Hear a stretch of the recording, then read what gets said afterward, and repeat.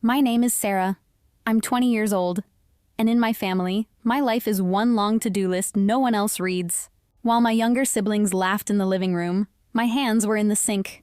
Greasy plates, overflowing trash. Midnight chores everyone pretended not to see. That night, I finally said it out loud. Why am I the only one doing everything? No apology, no pause, just a shrug, a laugh, an eye roll. Then my mom said the words I'd heard my whole life. You're too sensitive. That's when I realized they didn't just expect me to do everything. They expected me to stay quiet forever. Before we go on, tell me where you're watching from right now. A bedroom, a parked car, or a quiet corner you finally have to yourself? Echoes of life is here with you. This didn't start that night. It started years earlier, quietly. I'm the oldest. In my house, that meant responsibility before choice. I learned early how to stay useful. Clean before being asked. Fix problems before they were noticed. Step in so no one else had to. My siblings had chores later. Later never came. They had homework, clubs, screens, excuses. I had the kitchen, the bills, the messes left behind after everyone went to bed. My mom liked to say I was mature. That word followed me everywhere. Mature meant reliable. Reliable meant unpaid. By the time I started college, the balance was set. Class all day, work in the evenings, cleaning at night, laundry folded while I studied, dishes washed while assignments downloaded, bills sorted while my siblings laughed in the next room. When I tried to explain, it never landed. You're better at this stuff. They're still kids. You handle stress better. Every sentence pushed the weight back onto me. If I cried, I was dramatic. If I asked for help, I was difficult. If I stayed quiet, everything ran smoothly. So I stayed quiet. I told myself this was temporary. That once school eased up, things would change. That once my siblings grew up, they'd help. But routines don't fade on their own. They harden. And somewhere along the way, being responsible stopped being a choice. It became my role. And roles like that don't disappear. They only end when someone walks away. The pressure didn't explode all at once. It stacked. Day after day, I came home exhausted, and the apartment looked exactly the same. Shoes by the door, cups on every surface. Food stuck to plates no one rinsed. I'd drop my bag, roll up my sleeves, and start again. Trash first. Then dishes. Then wiping counters that somehow never stayed clean. My phone would buzz with reminders. Electric bill due. Internet notice. A form my mom forgot to fill out.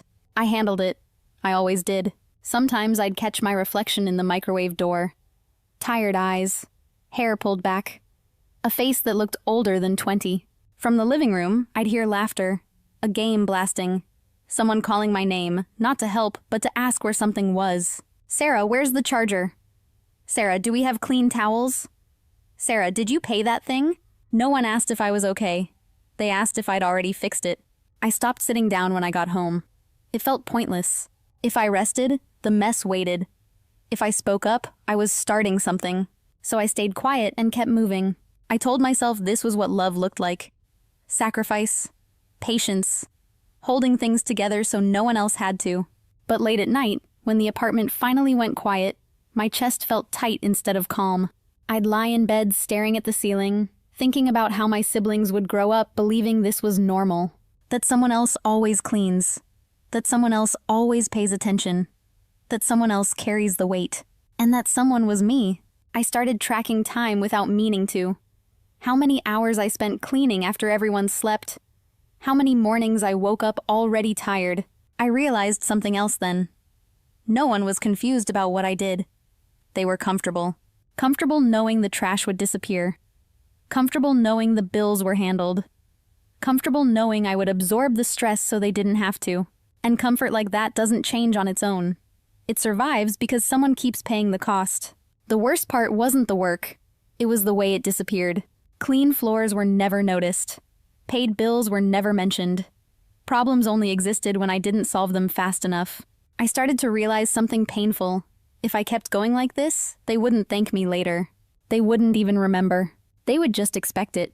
And the moment I stopped, they wouldn't ask why I was tired. They'd ask what was wrong with me. That's when I understood this wasn't about chores anymore. It was about who they believed I was supposed to be. If this were your family, What would you do? Comment 1 if you'd stay quiet to keep the peace. Comment 2 if you'd stop carrying what isn't yours anymore. The room went quiet after I said it. Not peaceful. Heavy. My mom crossed her arms like she always did when she felt challenged. If you don't like it here, she said, steady and dismissive, you can leave. She had said that before, more than once. It was never meant as permission. It was meant to shut me down. This time, it landed differently. Instead of panic, I felt clarity. Clean, sharp, like a switch had flipped. I looked at her and nodded. Okay, I said. She blinked. Don't be ridiculous. I'm not, I replied. I'm taking you at your word. Everyone started talking at once. Accusations. Laughs. Someone muttered that I was being dramatic. I wasn't listening anymore. I walked to my room and closed the door. For the first time that night, the noise stopped. My hands were shaking, but it wasn't fear. It was adrenaline. I sat on the edge of my bed and asked myself a question I had avoided for years. What if I actually leave? Not someday.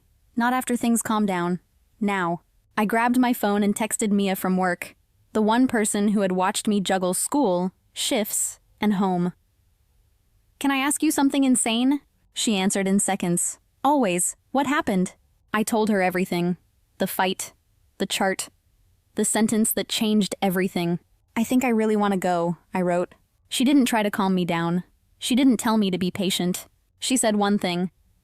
Then let's figure out how. I opened a rental app. Rooms near campus. Shared apartments. Nothing fancy. One listing stopped me. Small room. Old building. Cheap enough to be possible. I stared at the photos longer than I meant to. Bare walls. A narrow bed. A window. It didn't look like much. It looked like freedom. I messaged the landlord. My heart raced. My phone rang. You can see it tonight, he said. Tonight. I told my mom I was going for a walk. She didn't even look up. Take your keys, she said. Don't be late. The room was exactly what I expected. Quiet. Plain. Mine. Do you want it? The landlord asked. There's another person interested. Yes, I said before I could talk myself out of it. When I walked out, the keys were cold in my hand. Real. Back home, I packed a duffel bag. Clothes, laptop, documents. I wasn't running away. I was moving out. I stepped into the hallway. My mom looked up finally. Where are you going with that? I met her eyes. I'm doing what you told me to do. The TV hummed behind me, canned laughter spilling into the room. My mom didn't laugh. I zipped the duffel bag. The sound felt louder than it should have. Soap was still drying on my hands. The smell followed me into the hallway. The keys in my pocket were cold, heavy enough to be real. For the first time, no one stopped me. That's when I realized leaving wasn't the threat. It was the consequence they never believed I'd choose. The fallout didn't wait long. It started the next morning. Texts first, then calls. Where did you put the detergent? How do I pay the internet? The power company left a message. I was sitting on my new bed, holding a paper cup of coffee, listening to the silence of a room that stayed clean without me touching anything. I didn't rush back. I answered some messages, the ones that were actual questions, not demands. The login is on the bill. Call the number listed. You'll need to set up autopay. Then the tone changed. You can't just disappear. This is selfish. We're family. I stared at the screen and felt something shift again. For the first time, I wasn't guilty. I was clear. I wasn't disappearing. I was stepping out of a role. 3 days in, my phone rang late at night. A video call. I answered. The camera showed the kitchen. Overflowing sink. Trash bags piled by the door. A sticky counter no one had wiped. My brother's face filled the screen. Panicked. We can't do this, he said. Everything's falling apart.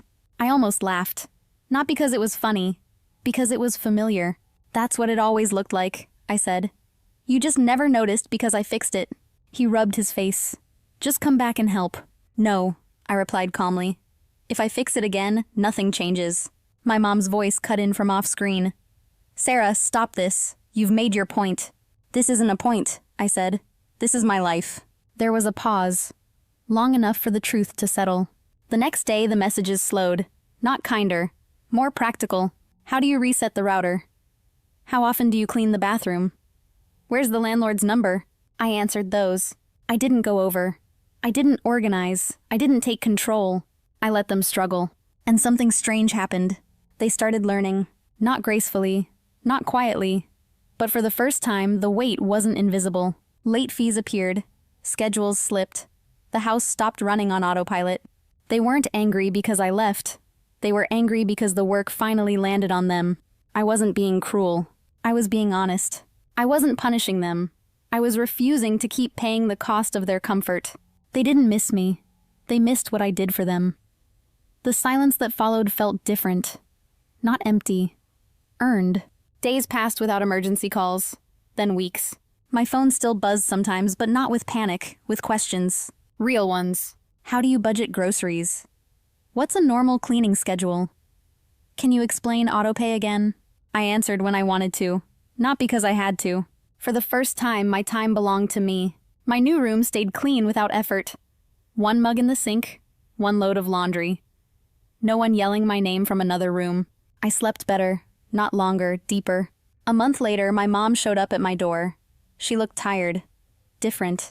I didn't realize how much you were doing, she said quietly. I believed her, and that surprised me. She didn't ask me to move back. She didn't ask me to fix anything. I told her what I could offer. I can visit. I can be your daughter. I can give advice when you ask. But I won't manage bills. I won't be the default fixer. I won't live there again. She nodded. Slowly. Like she finally understood the rules had changed. I visit sometimes now. For dinner. As a guest. There's a chore chart on the fridge. Everyone's name is on it. Mine isn't. When something spills, someone else wipes it up. When a bill is due, it gets handled. Not perfectly, but honestly. I used to think leaving meant abandoning my family. I was wrong. I didn't leave them. I left the role that was breaking me. I learned something important through all of this. Being strong doesn't mean carrying everything. And being sensitive doesn't mean being wrong. Sometimes the healthiest thing you can do is stop saving people from consequences they refuse to notice. I wasn't too sensitive. I was finally honest. If this story felt familiar to you, you're not alone. Like, share, and subscribe for more stories of quiet strength.